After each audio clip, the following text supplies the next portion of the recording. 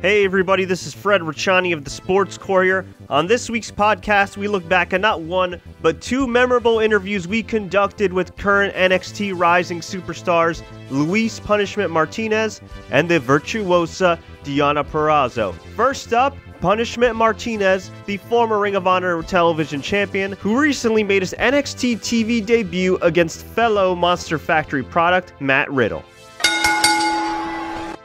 Mr. Martinez, how's it going?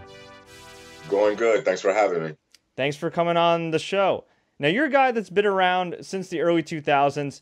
I mentioned before, kind of been under the radar. It's funny I say that because it's hard for a guy that's 6'7" and 250 pounds to be under the radar. But you're a guy that's been around for a while, cutting your teeth on the independent scene. And this year, you've really kind of burst on the national scene and worldwide scene with ROH and New Japan Pro Wrestling. Obviously, your look stands out. Your in-ring work's very good. What took you so long to finally make that big splash? You know, it's one of those things, and I tell younger guys all the time to not waste their time. I love professional wrestling. I always have, but I never really gave it my all. You know, I kind of was that weekend warrior guy, and I kind of coasted by with my size and taking advice from the wrong people. So basically, when I should have been working harder than the next guy next to me, I was just doing enough just to get by. And of course, that shows on a national level, like you said, when you're talking about a TV product, they see through you. And that's why I didn't get opportunities that I thought I should have at the time. It wasn't until I decided to pretty much change my whole life around and dedicate myself to professional wrestling that the opportunities started coming. And I've talked to a few people that know you a little bit, and they mentioned a word to me that resonated throughout our conversation about you when I was trying to do some research here. They said persistence. They said you're the very definition of persistence in terms of the shape you got yourself into and how much you've improved in the ring over the last few years. And obviously, I would imagine that came after realizing, you know what, I got to get serious about this thing. Can you talk a little bit about that persistence that people talk about when they describe you?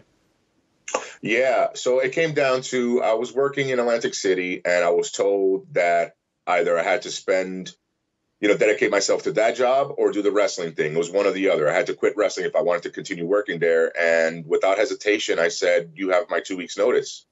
And that's when I realized, man, if I'm going to give up a good job or a high paying job for this wrestling dream of mine, I really have to give it my all. And from that day forward, every day I do something to better myself in the world of professional wrestling, whether it's tape study or in the mirror doing promos or going to the gym or in-ring training, cardio, whatever it may be, any aspect of professional wrestling, I try to make it every day that I've got a little bit better. And that including losing over 100 pounds, you know, because I was huge, but I did not work out. I never worked out in the gym, ever.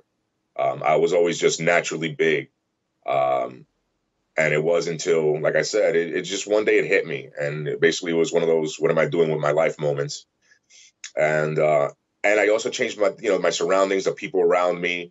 My mind frame was different, where everything was positive, and everything was positive. I tried to draw out all negative things that surrounded my life. I still do. But every day it's a hustle. Every day I try to work harder than the person next to me. And that's how I know I'll stay ahead of the curve, you know? For sure. That's an amazing story. And you're a product of the Monster Factory. And I believe now you're one of the trainers of the Monster Factory in Paulsboro, New Jersey.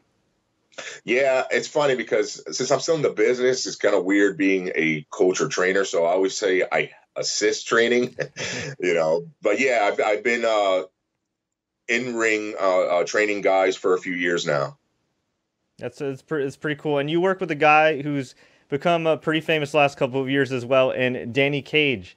And he's a guy that's no nonsense, all about wrestling 24/7, dedication. But he, like you mentioned about surrounding yourself with positivity, has such a positive mindset on the business.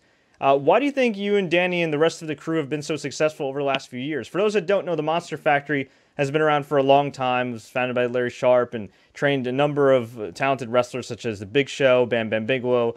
The list goes on and on. You guys can Google it. But I feel like for a while it kind of, not went down, but you didn't really hear about the Monster Factory in the Jersey, New York area. And over the last few years since you've been a part of it and Danny Cage, it's really kind of become, no pun intended, a Monster Factory for some really talented pro wrestlers.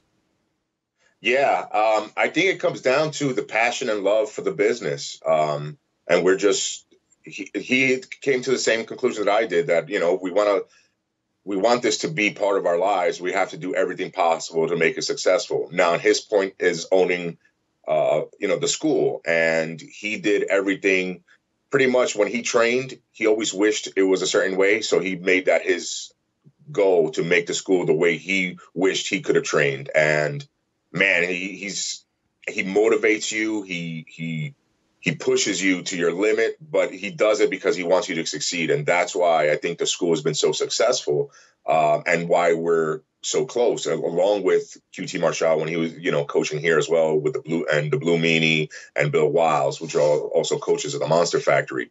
It's Dan just draws you in because of his love for the sport and his passion for it.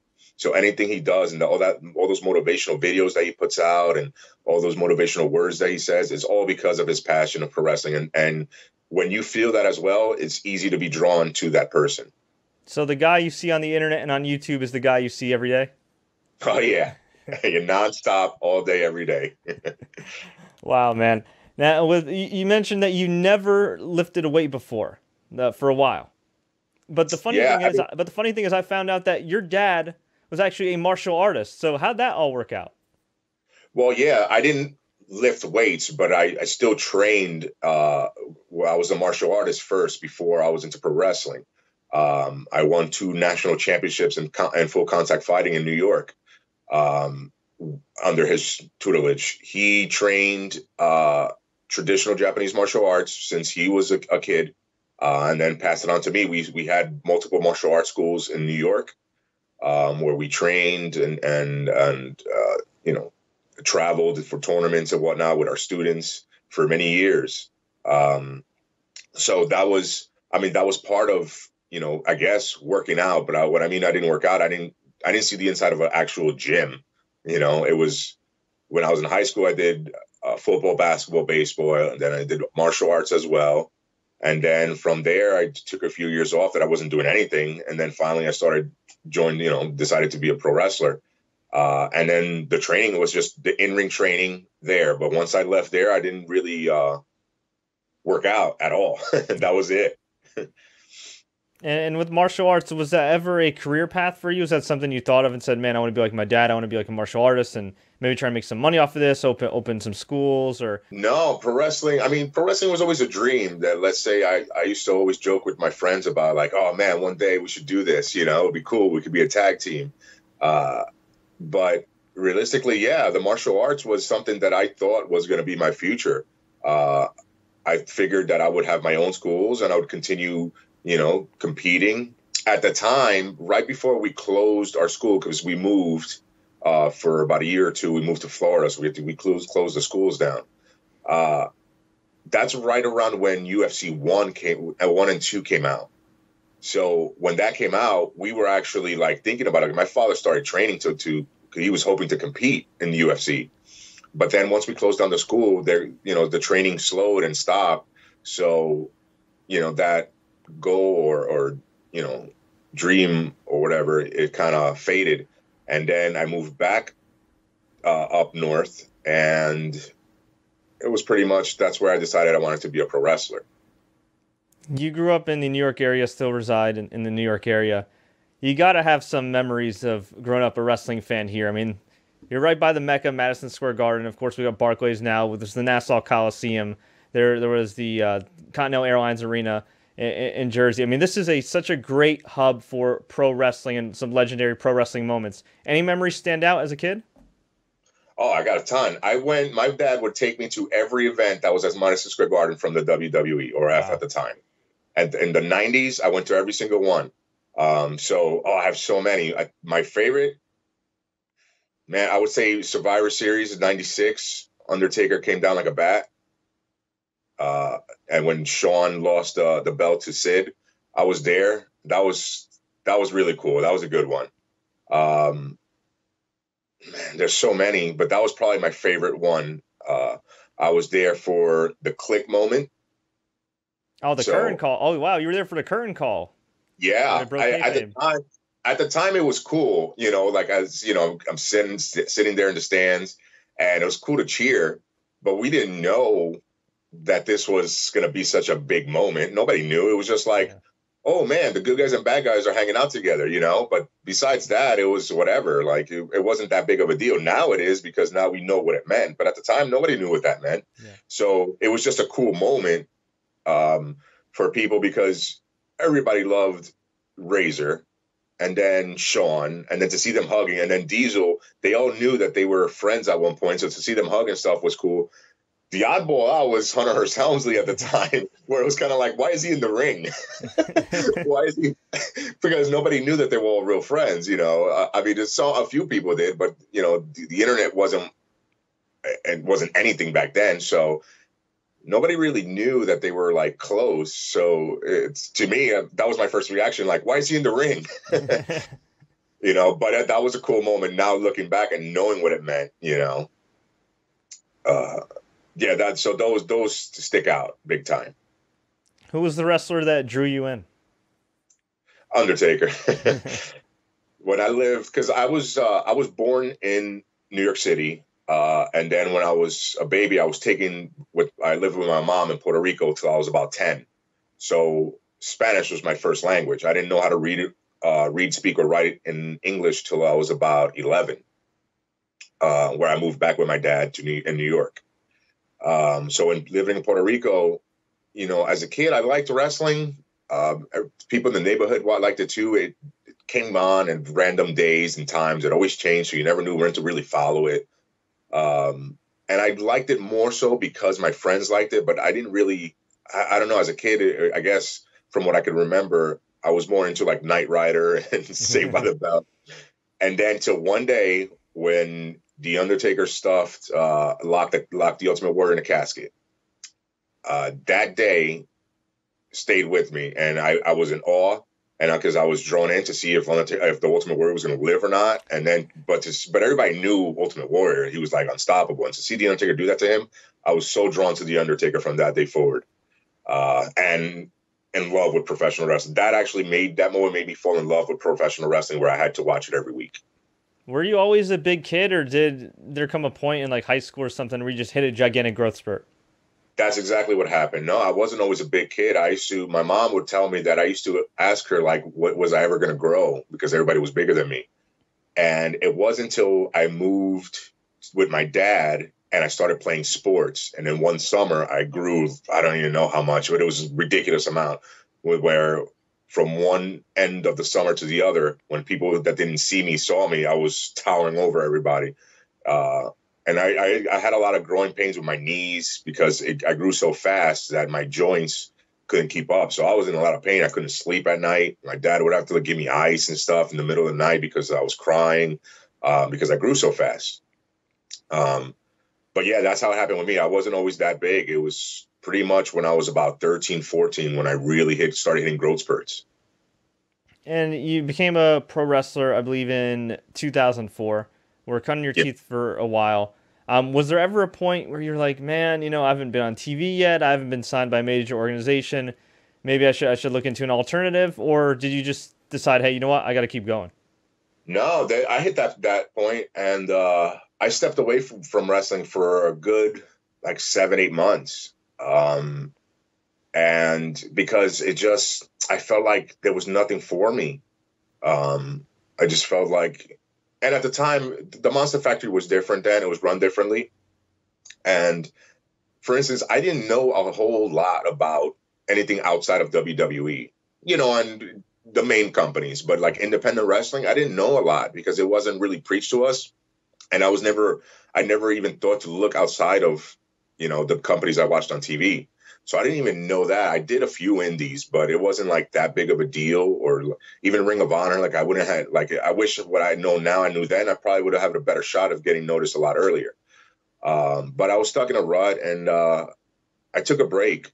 Had cut my hair, and then 8 months later, here comes Undertaker versus Shawn Michaels, their first match at WrestleMania 25. And that match drew me so much back into wanting to be in pro wrestling again. And then I went back to the Monster Factory. They had a show, and I stood in the audience and watched the show. And I was like, I have to get back in that ring. I missed this. I love this. And then from that day forward, I was back at it again. And then again in 2013, 12, towards the end of 2012, 2013, that's when I had that moment where I was like, okay, this is balls to the wall. And I'm not going to stop. Where if I fail, I can say, okay, well, I tried my best and I tried my hardest. Man, seems like you owe the Undertaker a lot. I hope you meet him one day. I got to meet him in '99, which was really cool, and he was really cool to me. You know, I think I was about 19. I can't remember how old I was, but yeah, he was super cool. That was such a cool moment. I have a picture shaking his hand. You know, it was one of those that I paid to meet him. And I was so worth it. I froze, you know, I was legit starstruck, which is probably the only time that's ever happened to me, you know, but yeah, he is the reason why I got into pro wrestling. And you mentioned the Undertaker and Shawn Michaels match. That whole feud, that whole build-up was just so great. I mean, I feel like that might be one of the greatest builds in all of pro wrestling. I mean, the first match, I think, was more of just, you know, two legends that hadn't crossed paths in over a decade, you know, battling it out, having a great match. But then afterwards, the year after, where Shawn Michaels was so obsessed with beating him and putting his career on the line, I thought it was such great storytelling that, frankly, we don't see enough of these days in pro wrestling. Yeah, I mean, times have changed where, you know, the world has changed. So it's not to say that it can't be done, because it absolutely can. And we've seen it happen since, where once in a while we get a good build to something and a good story. And that's in every company. But not as much. And that's because just attention spans and that need to give nonstop action and fast pacedness is just, it's overcome the world, basically. I mean, you see it in movies, even, where an action movie now is not what an action movie used to be. You know, an action movie now, to make a lot of money, has to be this epic action, nonstop scenes, you know, like the superhero movies, where in yesteryear, if you rewatch the movies, it was a lot more story and it was a little slower paced. But that's, you know, things evolve, things change, and, you know, it is what it is. We got to move on. A lot of us obviously still miss that aspect of storytelling, you know, so that's why we get it from time to time, but not as much as we probably would like.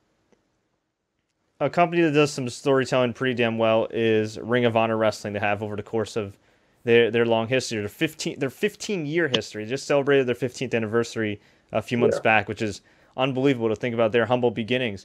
How'd you get linked up with ROH? In 2013, I believe, I met Kevin Kelly. He came to the Monster Factory to do a seminar. And from that moment on, he specifically pulled me to the side and told me that he wanted me to start showing up at shows that I could get to meet everybody and to do the ROH tryout camp. And I did a tryout camp, and then I started going to the shows, and then I went up to, you know, the booker, basically, and I told him, like, hey, because he's also the head trainer at the ROH dojo, and I said, hey, would you mind if I come by and, you know, train with you guys? And he said, absolutely. And then I started training at their school, just to, you know, not only to obviously get known there and so that they could see me firsthand, but legit, I was in that positive mindset of, let's see what I could learn. I would love to learn something new. And I did. I learned a lot from him. And then we gained that relationship of respect, and, you know, him seeing my not just my struggle, but my relentlessness, like he was speaking about, where I was, you know, just so determined. And then that led to an opportunity, you know, a dark match. And then that led to the Top Prospect tournament, and then eventually led to me getting a contract. With ROH comes, of course, the relationship with New Japan Pro Wrestling. And I know you've gotten to work a few dual shows with ROH and New Japan and everything. And earlier this year, you actually got to compete for the Never title against Hiroki Goto, which is a huge opportunity for you, given, you know, where you came from and all the persistence and everything. I mean, can you describe that feeling? That was in Tokyo, Japan, right? Yeah, you just saying it again reminded me, just gave me goosebumps all over again.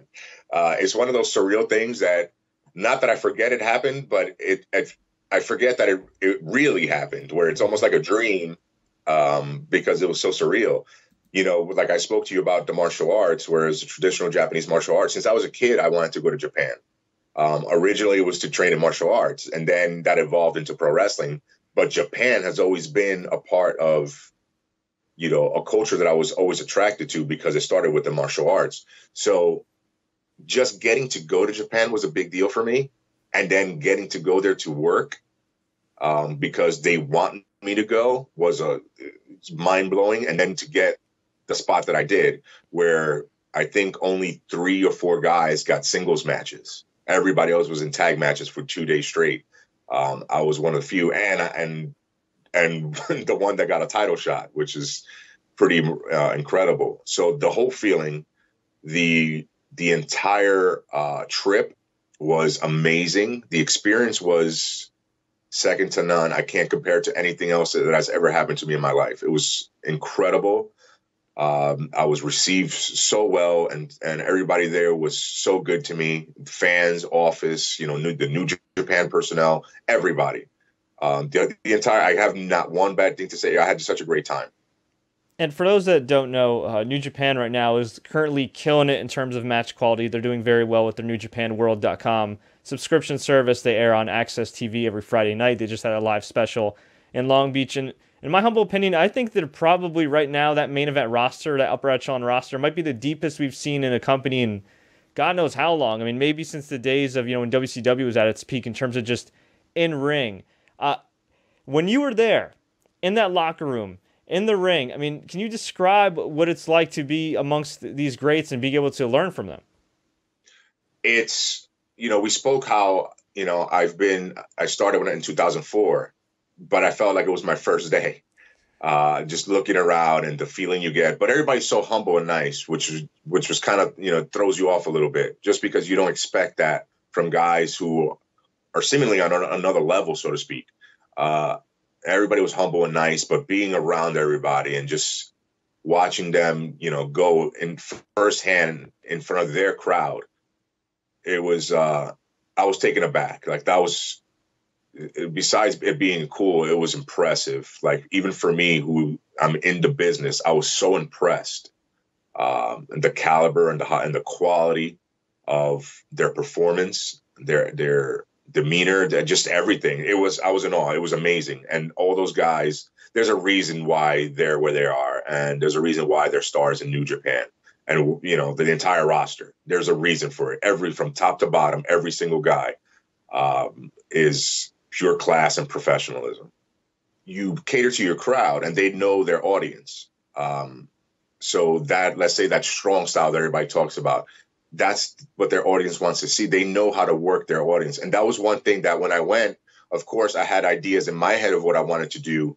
And then watching them and seeing them, how they put things together and then how they perform, I had to take a step back and say, oh, no, this is the way I have to do things here. So I did have to pick up on little, nuances and specific things to do in the ring or what not to do, because we're in a different audience and things that I would do normally wouldn't work there. Just like something I would do in the indies, I wouldn't do in Ring of Honor and vice versa, because it's just different. So those are things that I picked up on. But it's basically, it's a universal language that wrestlers have where, I don't speak Japanese. Someone like Hiroki Goto doesn't speak English. We couldn't communicate, have a conversation, but we went out there and we had a conversation over wrestling through actions. We understood that language, which is awesome. And we had a good pace just because I fed off of him, so it's one of those things where you really have to watch and observe and be able to adapt, which luckily for me, I was able to accomplish that in the ring and just pretty much follow his lead. So that was the biggest thing. I just had to pay attention and follow their lead. And I went for the first night, which I was in a 6-man tag. I teamed with Los Ingobernables de Japón. And I was in the ring with Tanahashi, which was amazing. And he came out dressed as one of the boys for Dalton Castle, which was awesome. But it was the same thing. It was one of those things, just watch, follow the lead, and try not to screw up. That's good advice. Is it safe to say with Ian Riccaboni on commentary, with my friend Leon St. Giovanni, Shaheem Ali, all in ROH. Is it safe to say that the Monster Factory is taking over? I wouldn't say taking over, but we're definitely leaving our footprint in Ring of Honor. But it goes with Ring of Honor. They don't show favoritism to anybody in particular, but they see the hard work, the dedication. They know that if you've made it through the Monster Factory system, that you obviously are probably going to be more dedicated and more willing to sacrifice for this business than others, because at least he knows for a fact how that comes. Not to say that others don't, because obviously there's a lot of professional wrestlers that don't come from the Monster Factory. But I think Ring of Honor sees that, and when guys could perform or they could bring something to the table that might be either different, unique, or something that they need at the moment, if somebody's from the Monster Factory, they're probably going to get a second look because of that pedigree. Do you have any goals that you can reveal to us that you'd like to accomplish in the next year? In the next year, I'd like to be in a main event role, whether that's being, more obviously on a regular basis. So that I would probably being a champion. So I'd like to hold some gold in Ring of Honor, but also as far as New Japan, Tokyo Dome, G1, those are definite goals of mine. Are you an archer looking for a one-stop shop for your archery needs? Well, you found it here with APAarchery.com. At APA, they're proud of their products and services. Their passion for archery is the motivation to engineer industry-leading technologies with world-class performance. Designed with functionality, APA bows are renowned for practical use in the field, accuracy, and with world-leading speeds. For more information, visit APAarchery.com. I'm talking to Deonna Purrazzo, fellow New Jerseyan. Deonna, how's it going? I'm good. How are you? Doing great. Now, first of all, before we get into your career, all the great momentum you have, I just want to say, as somebody that's also from New Jersey, I just want to personally thank you for not doing a stereotypical New Jersey gimmick. Seriously, no problem. That was like my biggest fear when I started wrestling, was I was going to have to be like Jersey Shore Italian, and I just didn't want to do that at all. Now, for the record, you are actually Italian, and you are actually from New Jersey, so you're not a poser. Yes. No, I am actually Italian and from New Jersey, not from Staten Island. So, when you got started, did anybody try to pitch that idea to you? Because at the time you broke in, I think that was around the time where another former guest of TSC, Robbie E., was doing the gimmick, and he was pretty successful at it. There were several other people doing kind of like that whole Jersey Shore thing, and did anybody come up to you and say, "Hey, Deonna, why don't you go join my stable and let's hop on this Jersey Shore bandwagon"? Luckily not, because Robbie E. is one of the people that were around me when I had first started training quite a bit. So I couldn't do that, but people were very adamant about, like, just be you and be Italian and be your character. And it took me a really long time to just embrace that and accept that that's who I am and that's who I'm going to be. But at first, no. Yeah, and for you've had a lot of momentum these last few years, and obviously you've busted your butt to get where you're at, put in a lot of hard work, but you're still relatively young in the business, and you've been pretty much everywhere. I mean, like I said at the top of the show, NXT, SmackDown, Impact Wrestling. Of course, you've been a cornerstone of the ROH women's division, and now they are finally getting set to crown the inaugural ROH Women of Honor champion. What's it like to put in all that work, to be somebody that's been beating that drum for so long, being an outspoken person and say, hey, we want opportunities, and to finally get it right now? It's really exciting, because not even just in the last 5 years that I've been wrestling have I worked for these opportunities, but in a way, like, I was a little girl that wanted to do this, and I saw, at 9 and 10 and 11 years old, how women were treated in wrestling. So I always had this picture in my head and envisioned women's wrestling being the way it is today, and getting these opportunities and being seen as serious competitors and true athletes. So to see this kind of evolution, as they say, of how women have come to rise in the last few years is really incredible, because it didn't start with me at 18 when I started wrestling. It started in this little girl that was 9 years old.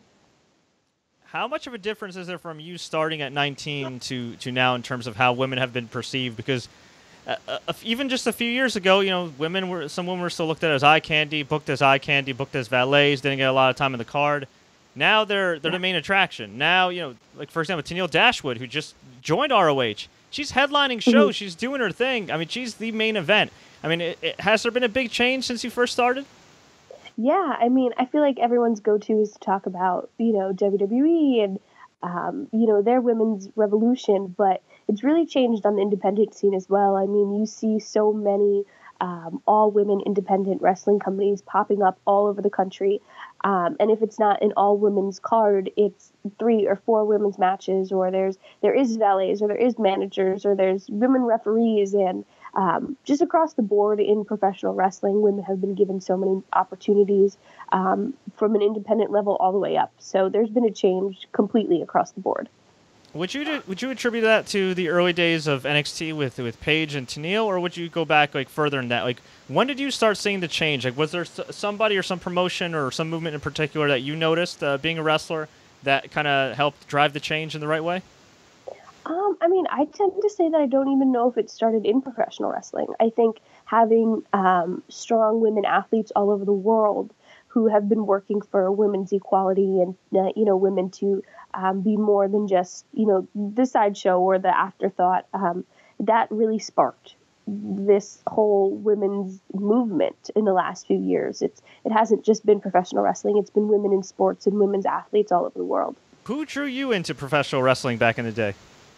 You can't quote me on who exactly it was, but I think Stone Cold Steve Austin hit maybe Chris Jericho over the head with a chair, and that was the first moment that I can remember being like, holy crap, what is this? And it just hooked me. I needed to know every single thing about whatever this crazy thing that I just saw was. And once I got to see the women do it, and I got to see Trish and Lita and Victoria and Jacqueline and these just strong, powerful women do this intense thing, I knew that one day if I did it, I could do it too. So Trish Stratus has always been my little inspiration for being a women's wrestler. And she looked awesome in that Women's Royal Rumble match. I mean, I know she's so great, but I mean, seriously, she didn't miss a beat. Absolutely not. And she literally is more beautiful today than she was the last time she was in a wrestling ring. I don't know what she does or how she does it, but she just keeps getting better. She's definitely on that reverse aging plan. Absolutely. Who got you started in professional wrestling? Because from what I understand, you did train under our mutual friend, Rip Rogers, who's the man. So I started at a place called D2W, and it was right out of Wharton, New Jersey, which was about 20 minutes from where I grew up. So I drove past the place that they run shows every month, and I saw a big banner on the VFW, and that it said Pro Wrestling Live every month. And for some reason, D2W stuck with me. And when I got home, I researched it and I saw they had a wrestling school. So, a few weeks later, I went and I signed up. And Damian Adams is actually my trainer. He still is today. And he kind of set me up to, not only just learn professional wrestling, but be successful at it. Which is great. And how did you, going from New Jersey, end up in Louisville, Kentucky under Rip Rogers? A man, for those that don't know, is not only a pro wrestling veteran, very well respected in the ring, but a guy that also mentored the likes of Brock Lesnar, John Cena, CM Punk, and Randy Orton. Yeah, Damian actually is an OVW alumni, so we would take trips with other students or just him and I and go down to OVW and take extra sessions with Rip and kind of use it as a vacation, but also to do OVW house shows and OVW TV and just kind of get that whole experience. When you first told your family and friends, hey, I think I'm really going to try doing this professional wrestling thing, their initial reaction was? Well, I didn't tell anyone. Everyone knew that I had wanted to be a professional wrestler. And, it's a weird thing. And, I was a cheerleader and I was a gymnast, and it was kind of no, you're going to go to college and you're going to do the college thing. And I tried that. But I think people just thought it was a phase that I was going through, and eventually I'd grow out of it, and I just never did. So when I did sign up for wrestling school, I didn't tell anyone, and I just went and I did it, and I came home and I was like, yeah, I'm going to be a wrestler. I told you. And I think my mom was more mad that I signed this contract to pay all this money without her seeing it or knowing what I did.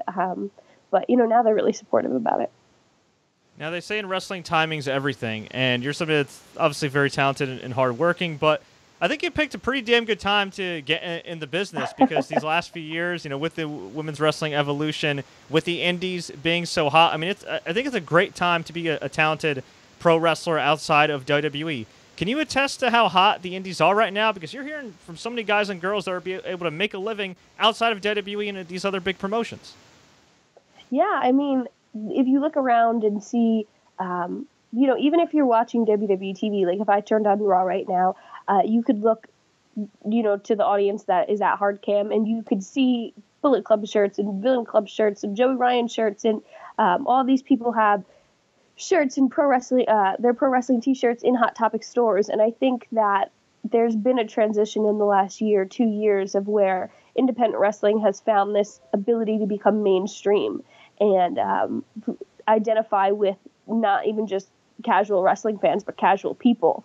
And I think that's super important. I think, that's how the Young Bucks and that's how Marty Scurll, that's how they make their money. It's through their merchandise sales, and it's through the roof right now. So it's incredible for people to be able to make a living independent wrestling and to be traveling the world and keep a schedule that a lot of these people do. I mean, I know just through personal experience with Marty, like, he's never home.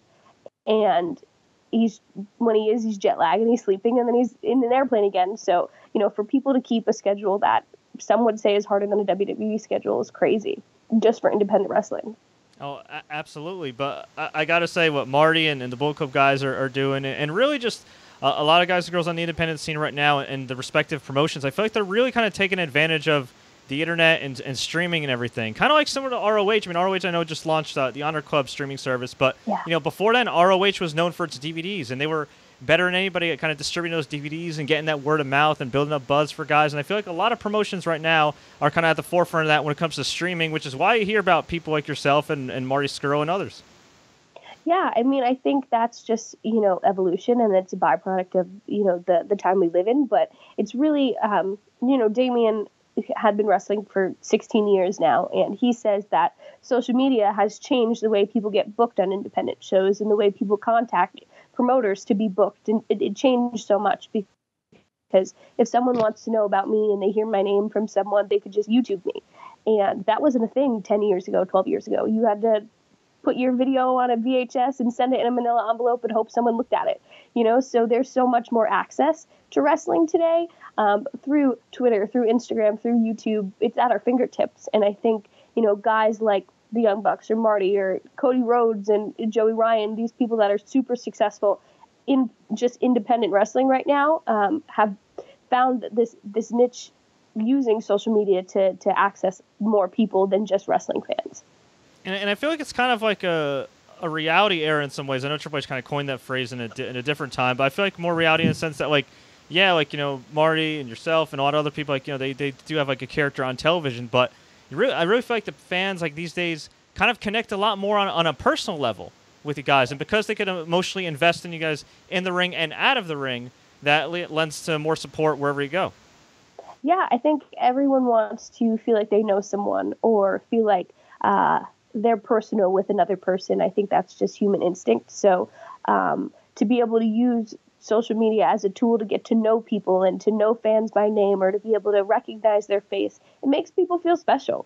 And I think that's something that's really been useful in becoming successful independent wrestlers, because you don't always have TV to get who you are across, and you don't always have that interaction and meet and greets and things like that. So I think to be able to, for me in New Jersey, to be able to talk to fans that I've met in Japan last year and still have that connection, it means more when I go back and I get to see them again.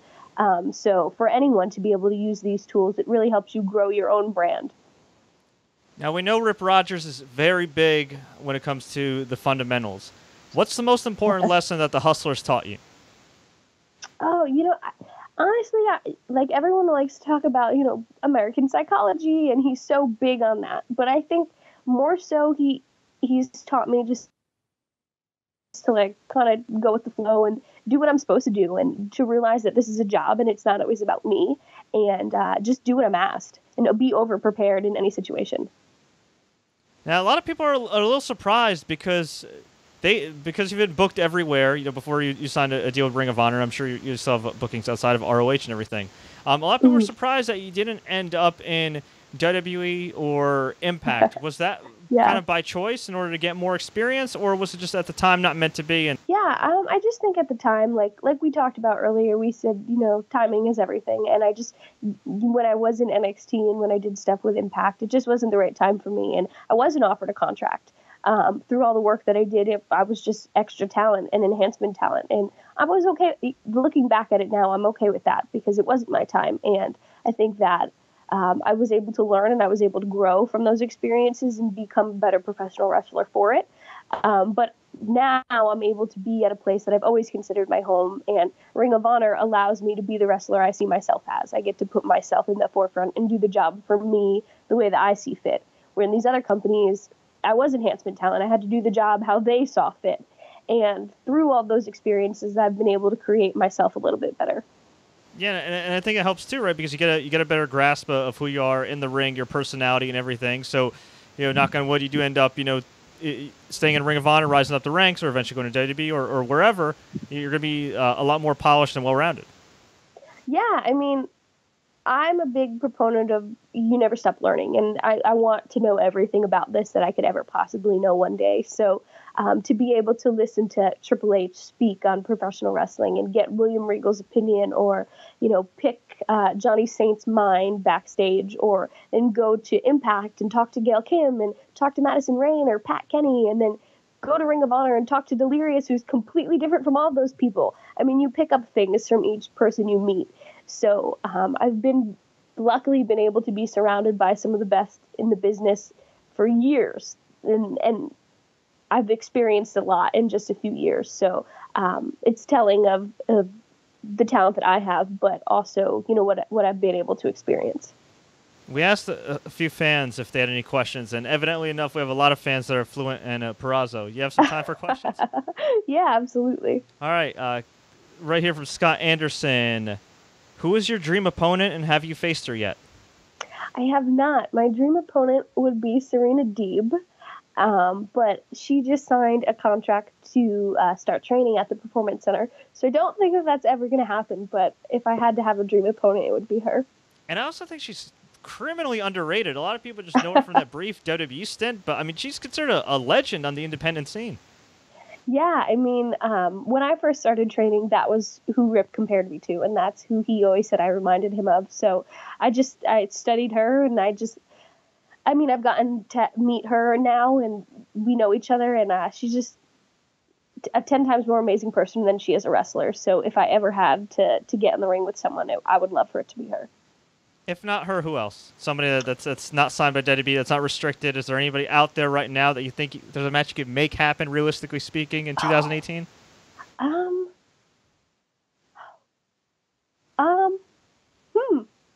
I don't know. Is Trish Stratus willing to wrestle? Maybe you'll run into her. Hey, maybe you could run into her at WrestleCon or something. Convince her. I hope so, because I'm yet to meet her, and I think that I will die. Okay, this one right here is from Alan Wu. When did you realize that wrestling was tougher than you thought? I thought it would be tough, but I didn't realize how tough until my very first day of training. I learned how to take a bump, fall backwards, and I had to do that like 150 times. And when I left, my trainer was like, okay, so we have practice on Sunday. And I was like, yeah, I'll totally be here, no problem. I didn't get out of bed for like a week. Just because I physically could not muster up the strength to do it. I was in so much pain. And in that moment, I was like, is this really what I want to do right now? But, you adapt and you learn. So. Classic Dutton says, I really enjoyed your stuff in Impact Wrestling. I know you're signed in ROH, but is there a chance that we could see you back there kind of mixing it up? I guess what I was trying to ask is, are you just exclusive to Ring of Honor right now, or are you open to going to work with other promotions that might have some television? I cannot, per my contract, work with any other promotions that have television. So no WWE, no NXT, no Impact, no Lucha Underground, stuff like that. But I'm free to do any independent wrestling all over the world. So you can definitely see me at a show there, but unfortunately not Impact. Okay, Jeremy asks, who's your favorite opponent? I mean, if I had to pick a favorite, because I just like to beat them all, Karen Q, by far Karen Q. Why's that? We trained together, and I think she's a fantastic wrestler. I think she's just getting started, and she's just someone that, as a person outside of wrestling, she's one of my best friends. We just click, and in the ring, we just are on the same page. We get each other, and it's just fun to be able to wrestle someone who has the same ideals in wrestling as you and sees wrestling the same way, but can match you toe to toe in anything that you do. And she's one of the people who always give me a run for my money. That's a pretty good reason for her to be your favorite opponent, then. Okay, Ajane Totten asks, all right, this might be a little bit of a controversial one. What's your biggest pet peeve in professional wrestling? That's easy. I hate when wrestlers are in the ring and they're pulling at their gear. Get something that fits.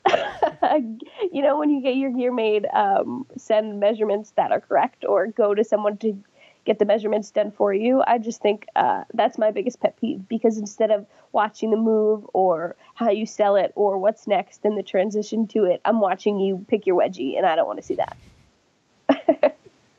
Yeah, I didn't expect that one. Hey, that's good advice for any wrestlers that are watching. You got some pretty badass gear. Who makes your gear? I have a guy out in California whose name is Manuel. He makes all my gear for me. He's fantastic. He does anything I ask.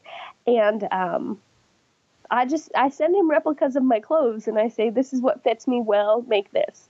And it always fits well. And if it doesn't, I send it back, because, again, I just think it's distracting. I think it takes away from what we're doing, and we're putting our body at risk every time we get in the ring. So I want fans to get the most out of the damage that I'm doing to myself, instead of looking at me pull my bra strap or whatever it is. I just think it takes away from the art of what we do. What do you think is your best performance up to this point? Like, is there a match that you had that just kind of clicked, that you said, you know, obviously you still want to learn, you're always learning, but is there one match where you just said to yourself afterwards backstage, like, man, you know, I'm really starting to get this. It's starting to click for me.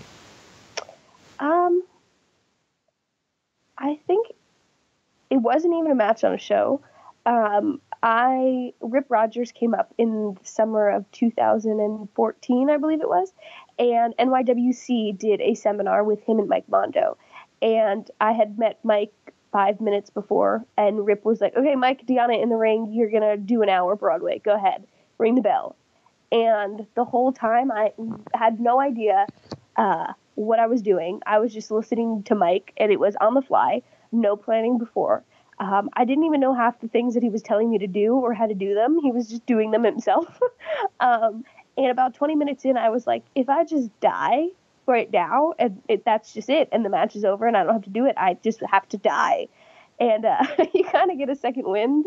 And after that, I could kind of start to pick things apart and understand why we did what we did in the order that we did them, and the old school American psychology behind it. So I think, for me, that was probably the match that put everything into perspective for me. Ooh, this is also a really good one from Scott.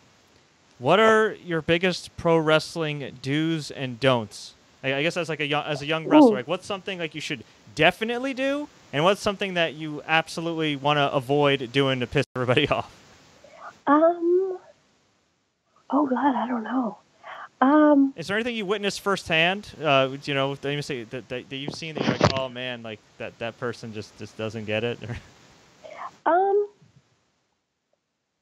I mean, I guess it's like this is super cliche in wrestling, I guess, but like the biggest do or do not, so it kind of is both of them, is like you need to, when you're new in a place, you need to go up and introduce yourself and shake everyone's hand and just be respectful. I think that a lot of people don't necessarily always do that in situations that they should. And I know at places like Ring of Honor or WWE or Impact, that's expected of you. You're a guest in those people's homes, and you have to respect that. So I think that's the biggest do, and then do that. Do not do that. Awesome. And where can fans find you online to keep up with everything? Yeah, everyone can follow me on Twitter at Deonna Purrazzo. That's the best way to get in contact with me. Great. Well, Deonna, I really do appreciate the time. It was fun chatting with you. It's great to see your progress these last few years, and I wish you the very best going forward. Oh, thank you so much.